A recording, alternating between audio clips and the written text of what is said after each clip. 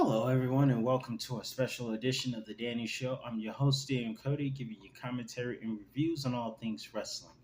Obviously, I must say before we go further, obviously, I don't have any female action figures to display in tonight's review of WWE Evolution, but you're stuck with what we have. We have Cena, Punk, Cody, and Dusty, Kurt Angle, and Ted DiBiase, Stone Cold Steve Austin, and one of my all-time favorites, The Undertaker. So you're stuck with the guys for right now.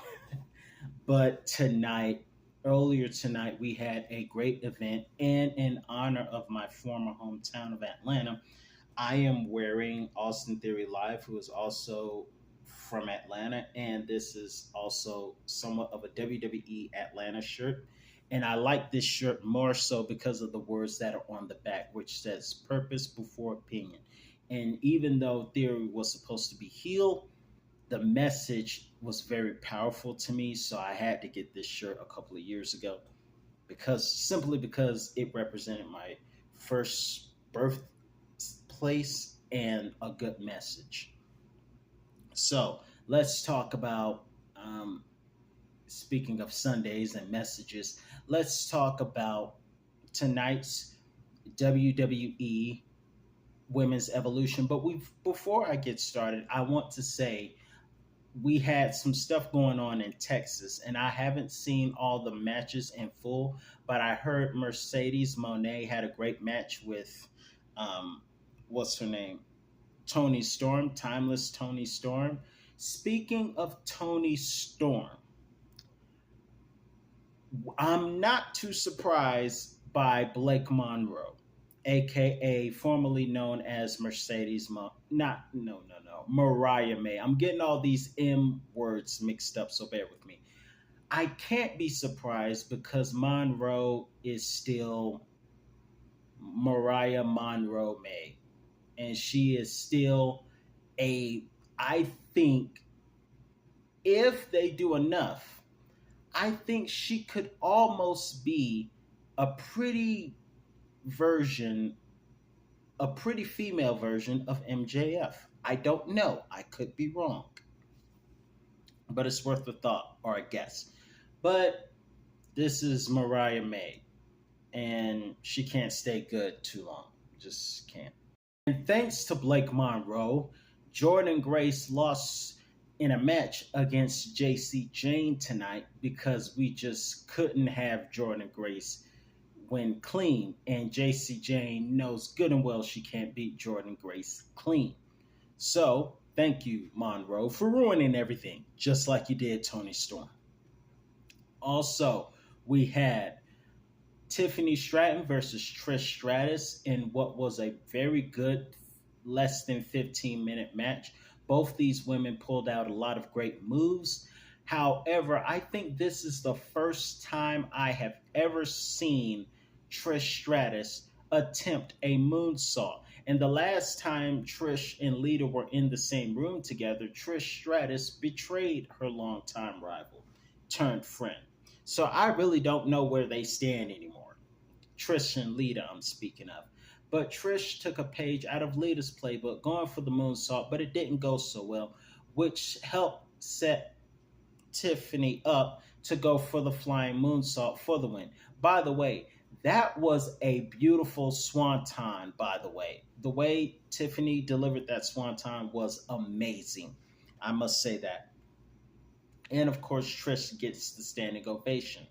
We had, what else did we have? The women's tag team match. We had Charlotte and Alexa. The fans were actually happy to see Charlotte this time because in the early going, we were happy in Indianapolis. Then the fans turned on her. I guess because they thought she was a championship hog or something. Then now we're back to we want Charlotte chants. So it was nice to see that Charlotte and Alexa Bliss got a lot of great respect. They were around for the first women's evolution. However, that night belongs to Raquel and Roxanne Perez. However, I want to know how Liv Morgan feels about Roxanne Perez taken to her friend Raquel.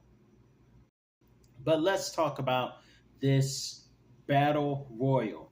First of all, it was nice to see that the fans were gravitating towards Nikki Bella. There were actually some Let's Go Bella chants during the battle royal. I was rooting for a lot of people in the Royal Rumble. Not Royal Rumble, excuse me. Battle Royal. And speaking of the Royal Rumble, Kalani Jordan, that was amazing. She has been taking notes from Kofi Kingston, CM Punk's favorite Kingston, by the way.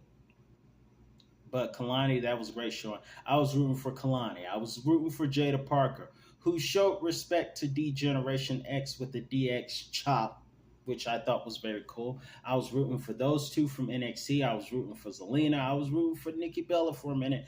I was rooting for Stephanie Vakir, Lash Legend, fellow Georgia native.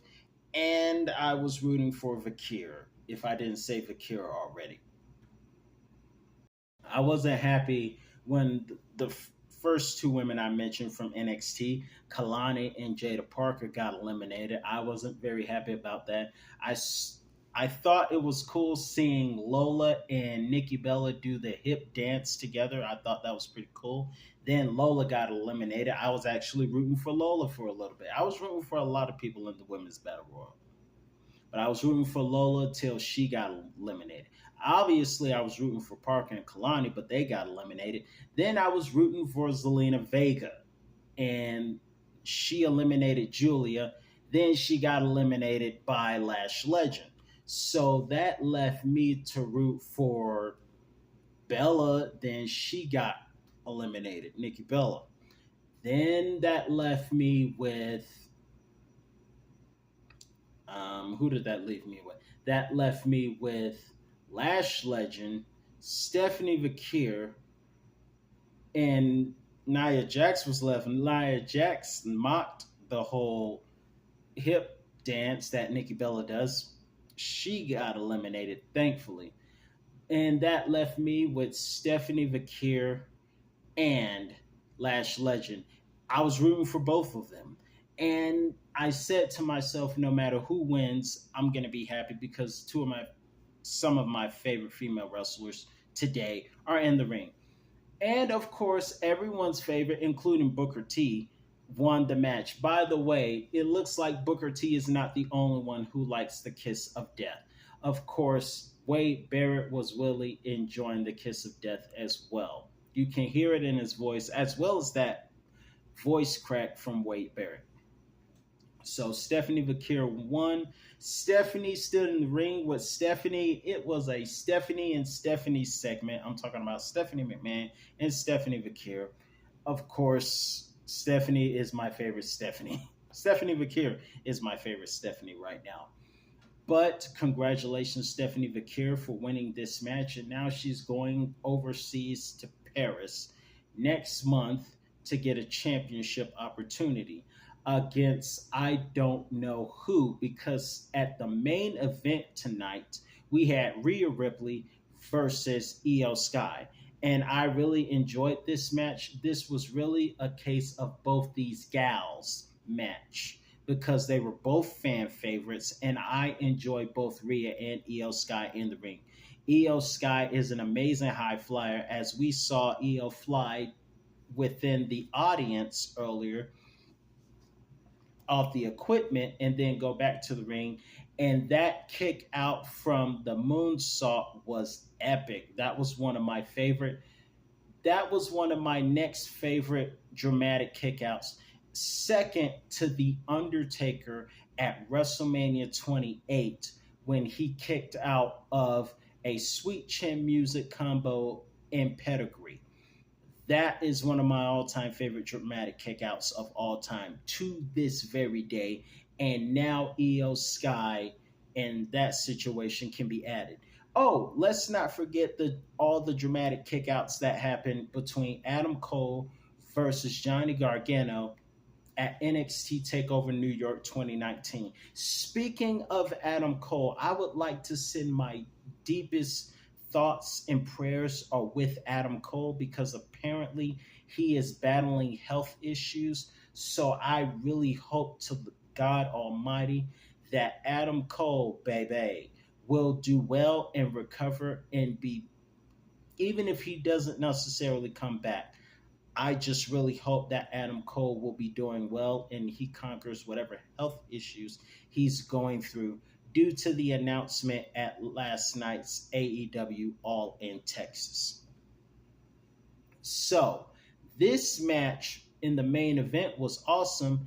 Of course, another heist. Somebody took inspiration, while Kalani is taking inspiration from Kofi Kingston. Naomi, who unfortunately for her lost a no holds barred match with Jade Cargill, and Bianca is the special guest referee. She came out. Let me point out a couple of things though. The irony of this is that Bianca, Jade, and Naomi were the hosts of Bad Blood last year in the fall in Atlanta, ironically. How we have come full circle. Not to mention, Zelina was in the first women's battle royal at Evolution, along with Natalia was there. Nikki Bella was at Evolution last year, at the last time rather, against Ronda Rousey. So that's interesting. But I must say, Naomi, who lost earlier, came in after we were having an incredible match between those two. Naomi comes in taking inspiration from Seth Rollins and pulling the female version of the heist of the century. And now Naomi is WWE Women's World Champion, and the crowd halfway went nuts. By the way, can we please get some t-shirts for Naomi? Because Naomi was in the World Congress Center, I believe, very angry because she was not happy to know that there were no t-shirts for Naomi. So can we please get t-shirts for Naomi next time? Of course, congratulations to Naomi. I did not see that coming at all, but it was an awesome night. I think it is safe to say, in my humble opinion, that tonight's episode of Evolution 2025 was awesome. It was an all women's event and it was awesome. By the way, the triple threat match between Becky Lynch, Bayley, and Lara Valkyria that opened the show was also very, very amazing. Now, I must say, 2025 has been the year of triple threat matches, if you know what I mean. And this one was another one, and congratulations to the man. In the meantime, I'm your host, Dan Cody. That's all the time I have for you today, and I will be back with another review on all things wrestling. Let me just say, in honor of the women's event, the only thing I wish Chyna were here to see it. I wish she didn't have to battle the personal demons she battled with, but I really wish Chyna could have been here. I wish Ashley were alive to see this. And I wish Sonny hadn't made so many bad choices and had to do time. Make good choices, folks. And I wish Liv Morgan weren't injured. Other than that, great night. Just wish Sensational Sherry, Chyna, and Ashley could have been here to see it. But in the meantime, we had a great night. I enjoyed it. It was a great Atlanta weekend. I'll see you guys next time. Have a great day or great night.